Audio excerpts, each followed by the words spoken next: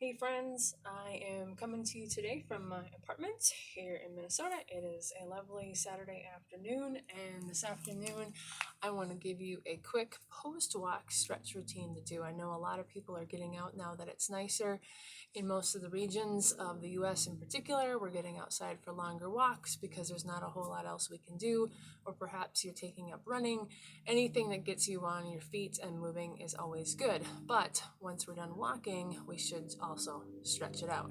So I'm just going to give you a few standing simple stretches that you can do following up your walk immediately when you're done walking, in the park, at home, outside your apartment, wherever this finds you. Please excuse the overhead noise. So just follow along. We're going to do a few stretches for the legs, the hips, and the low back, and hopefully that'll get you moving a little bit better the next time you go out walking. So once you're back to where you started from, go ahead and just stand up. We're going to take 3 breaths, big and tall. Breath in. Exhale, bring the hands down. Bring breath in. Exhale, bring the hands down. And one more time, bring the breath in. This time just reaching over to one side. You can grab the opposite hand and just stretch over. This gets the side body open down into the tops of the hips. Breath in. And exhale, bring it over to the opposite side. Remember, your breath is what guides you with your stretches. Breath in. And we'll go ahead and just bring those shoulders down. Good old standard hip stretches. We're going to take 1 foot forward, plant it completely, press down into our back heel, and just kind of let that back knee drop gently. Now, if you need a little support, standing next to a wall or a chair is good. Otherwise, hands on the hips. What we're doing is we're getting some opening into the front of the hip. I'm just kind of dipping. For my Catholics in the group, a little genuflect, huh? Good. And then stepping back carefully, shaking it out, and stepping the opposite foot forward. Again, planting that front foot, anchoring down into the back, and just let that back knee drop lightly. Just a very gentle front of the hip stretch here. Front knee bends lightly, and just that little bit of stretch. One more, and one more. Good. And then stretching back. Taking the feet just wider than the hips, toes turned out, about 10 and 2 on your clock. We're just going to press back and do a little bit of a squat. Bending into the knees deeper. When we walk quickly, we don't always bend our knees. So we're getting a nice little squat here. Hands are on the hips or the thighs, just for a little more balance. Let's take one more like that. Exhale as we go down. And as we come up, let's go ahead and just take a big stretch towards the sky.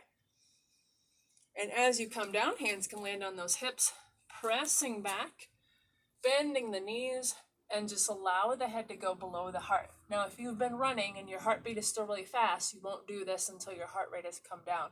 Releasing the head forward, shaking out those shoulders. If it feels safe, go ahead and let those hands come down to the floor. If that's not plausible for you, hands on the knees is just fine. We're working through the low back, so keep those knees bent. And then roll up that spine, coming up nice and slow so we don't get dizzy. Again, stretching towards the ceiling. Bringing those hands down. Now the next stretch, we'll work through the quads, the front of the thigh here. If this move is not for you, then just go ahead. We'll find a different alternative. If you've got the mobility, we can reach back, grab that foot, knees drop down, and we stand up nice and tall. Good old-fashioned runner's quad stretch. Now, if that's not doable for you, you can always grab a pant leg or the back of your shoe, or we can always take it down to the ground and just do a little kneeling stretch version. Couple different variations there, but if you do have the ability to reach back and grab that foot, that keeps those knees mobile, those hips nice and supple. Standing up nice and tall, opening the chest. Let your foot drop into your hand, let your knee point to the floor as much as possible, and let your head rise to the sky. Take a deep breath in. Exhale, slowly let go of that hand, let that foot come down, little shake out, switch to the other side. Grab back. Again, pant leg or shoe or the top of the foot. Knee goes down, foot goes into the hand, head goes to the sky. Breathe in and out. One more breath. And release that. Good, taking them into the hips. We're going to take those feet wide again, go back into that squat, hands on the knees, and just shift your body a little from side to side. This lubricates the hip joints. Adds a little fun. We can get the shoulders into it. Also opens up the low back. Just a little from side to side. If that's too much, you can always come higher and do the same thing. Good, just getting those hip joints. My hands are pressing lightly down and out. So I get a little stretch into those inner thighs as well. Good, come back to center, arch the back, roll up, reach for the top, stretch those hands to the sky, and lastly, we're gonna just take ourselves into a gentle yoga-like forward fold, reaching down towards the ground.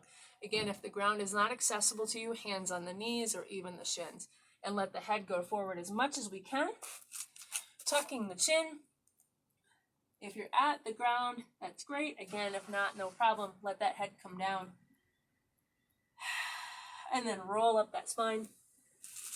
Stretch to the sky one more time. Little side to side. And you're done.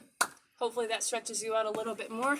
You've got a little bit more movement after your walk, and you can walk even better next time. Have a great day, you guys, and I'll see you on the path.